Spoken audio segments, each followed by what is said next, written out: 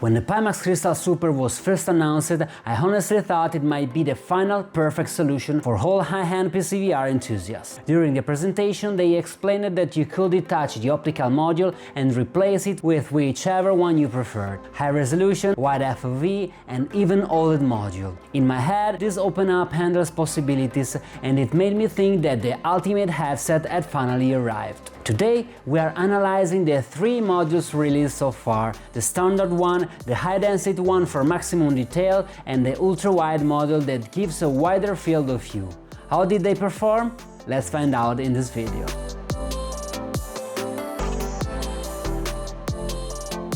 As I said, on paper, this system was by far the most interesting and exciting idea. You buy the headset once and then you upgrade only the lens display module as new technologies come out. Think about it, this is the first Oculus dev kit and this is the first Pimax 4K. Imagine if back then you could buy one headset and simply upgrade the optical module over time, just like we do with PCs, where we replace only the parts we need. So in my head it sounded perfect, but how does it work in practice? In this video we focus only on the different modules. If you want more information about the Crystal Super itself, there is also an unboxing video where I talk about comfort and other aspects. The starting point is easy to explain but difficult to accept. All 3 Crystal Super modules use the same displays.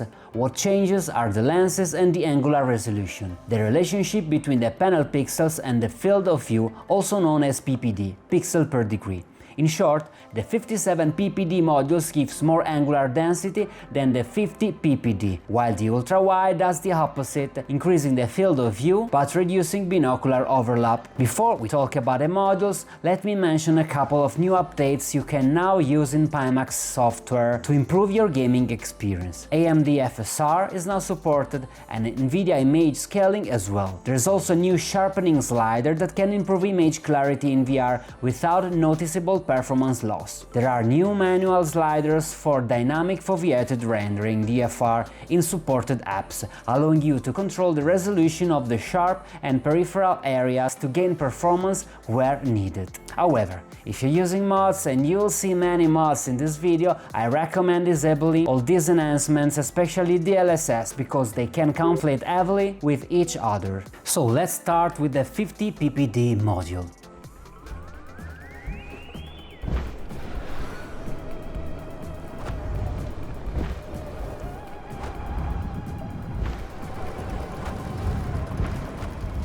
We are talking about extremely high resolution and extremely high performance requirements. This video is mainly for enthusiasts who want to see how far the technology has advanced or who can actually afford it, because rendering 3.8 by 3.8 per eye is no joke. If VR worked in a perfectly linear way, 3.8 by 3.8 per eye means that your PC would render 3.8 by 7.2 pixel total. Now ask yourself honestly if your PC could ever handle this resolution. If you're not scared yet, here comes the bad news. Because we view displays through lenses and not flat glass, the headset must render an even higher resolution in pre-warp to compensate for lens distortion.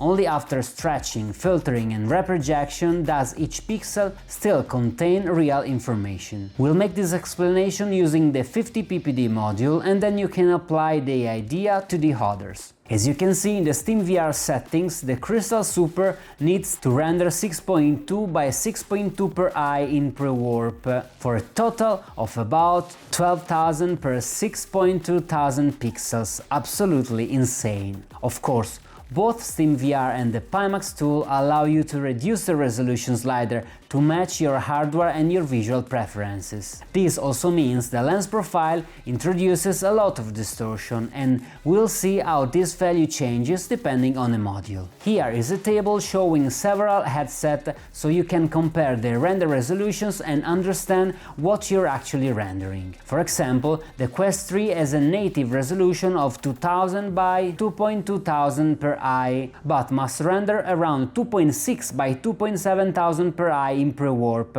above the 35% more pixels. Meanwhile, you can make the calculation and see that Pimax needs far more than 50% extra. And it's very funny here, and check out the original Pimax 4K back in 2016. That resolution was considered extremely high and required at least a GTX 1080 Ti to run properly. Also remember that a higher resolution display will always look sharper even if you reduce the render scale to, let's say, 80%. For reference, MetaQuest 3 is around 25 ppd, so here we are talking about double the clarity. By using the manual test, moving your hands to mark where the image disappears, I got around 127 degrees more or less. This shows that the extremely high pixel density forces a narrower FOV. There is no right or wrong choice between the FOV or the PPD, only what you personally prefer. To give you a repeatable measurement, I also used HMDQ, which is quite popular, but let's agree on one thing. Do not treat the HMDQ numbers as absolute. The actual result depends on your face shape and how close you hold the headset. So it's better to use these results as a relative values only. I tested several headsets so you can compare. If Quest 3 is X and the 50 ppd module is X plus 1, you can expect a similar experience. Don't focus on the exact number, focus on its position relative to the others. So treat the FOV numbers I'll show you as a placeholders. Here you can see the headsets in random order, but let me point out something. For example, the Crystal Light appears in the last position, but I'm quite sure something happened in its Pimax play profile. As I said, FOV is deeply personal and also trust my own eyes. The Crystal Light, I'm pretty sure, does not have such a narrow FOV. Returning to the 50 ppd module, you can see it reaches around 126 degrees in the test. As I said, forget the absolute value, just look at its relative position, which shows a quite good horizontal FOV. As I also said in the preview video, it looks stunningly good. For many people, the narrower FOV will go unnoticed because the image quality steals the show. But if the 50 ppd is already more than enough, what is the 57 ppd module for? Well, you can never have too much quality, so let's switch the module and see its strength if there are any.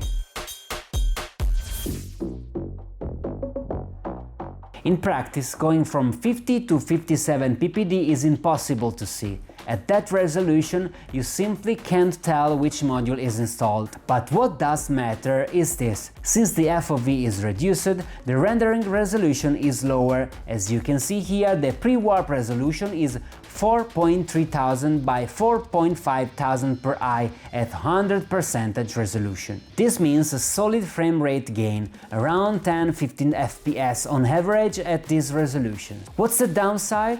A narrower field of view and a smaller sweet spot, meaning you must position the headset correctly. Don't worry too much though, activating eye tracking allows you to use pupil detection, which helps you position the headset correctly by showing where your pupils are relative to the lenses, just like on PSVR 2. I mentioned it, but I won't go deep into it. Foveated rendering on PC is still not relevant at all, only a handful of games support it properly. So this module is more suitable for you if you don't care much about FOV but want extremely sharp details. Few native PCVR games really take advantage of such high details because most don't use extremely high resolution assets, but I expect anyone buying such a headset to be a thinker, someone who loves mods and tools, and who owns a very high-end PC and wants to fully push it. Any modern AAA game injected through tools will show texture and assets you've never seen before,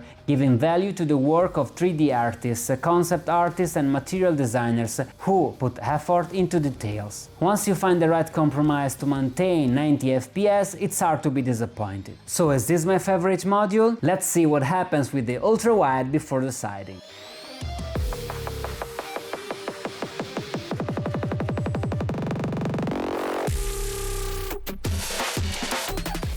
here analysis becomes tricky, because we're entering highly debated territory already explored by Pimax. Their popularity originally came from an extremely wide FOV. Early Pimax modules were also known for very high resolution for their era, the legendary 4K. Then their Kickstarter campaign exploded in popularity, even though with promises that were partially delayed and partially never delivered. I keep the 5K and 8K in almost religious respect, maybe for a future VR museum pieces, so I won't be tricked by big marketing names like ultra-wide. I will put my nose physically to check. Based on HMDQ values, we can see that by sacrificing some vertical FOV, we gain more horizontal FOV, reaching the resolution of 6.8 by 5.7 thousand, slightly more than the 50 ppd, and the ultra-wide pushes horizontal FOV from 126 to 136, gaining 10 degrees. But is it really noticeable? First of all, personally, to reach this measured value, I had to remove the face foam,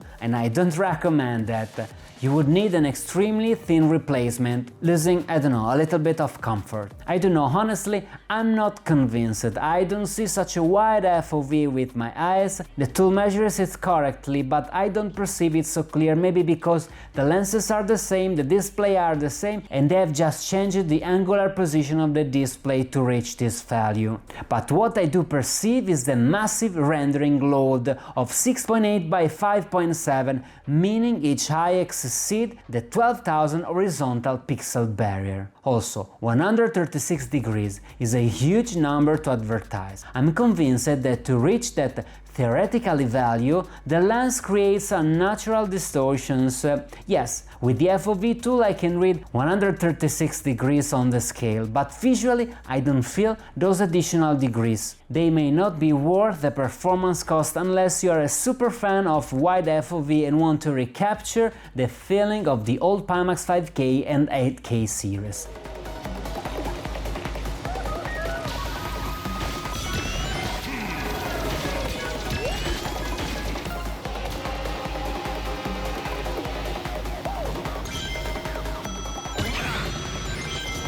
If you need glasses to play, you can't get too close to the module because you might scratch the lenses. So in the description you can find a few referral links if you want to order some VR Rock lenses for the Super, for the Crystal Light and for any other headset you might have.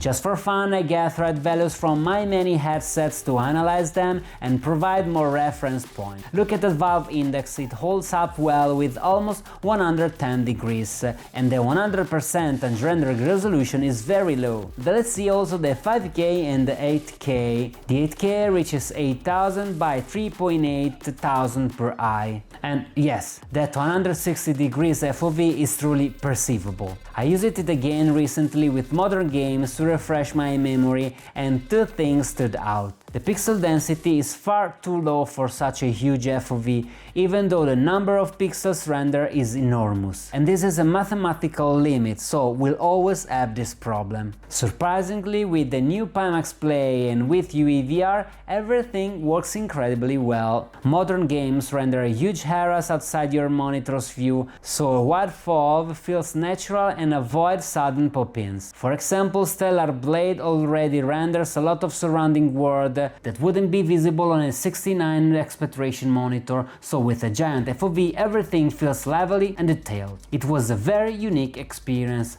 but now let's move to the conclusions.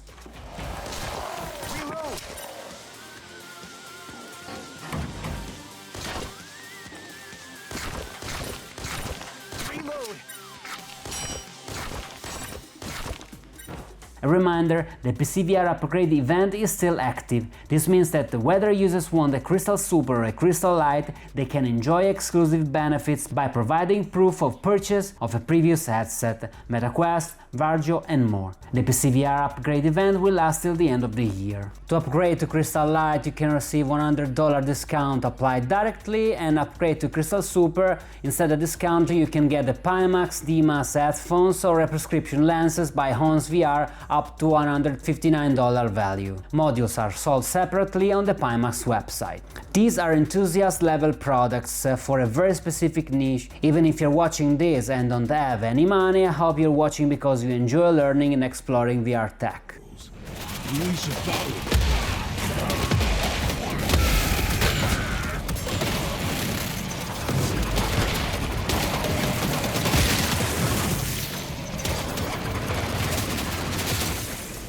So which module should you choose? Normally I would say it depends, but this time I have no doubts. The best one for me is the 57 ppd, but the reduced rendering load compared to the 50 ppd and the ultra-wide is a huge advantage. The clarity is beyond anything you have ever seen in VR. If you have the world's most powerful GPU or the next generation GPU, you won't be disappointed. So we are at the end. Subscribe if you like this video. Thanks for watching and see you in the next.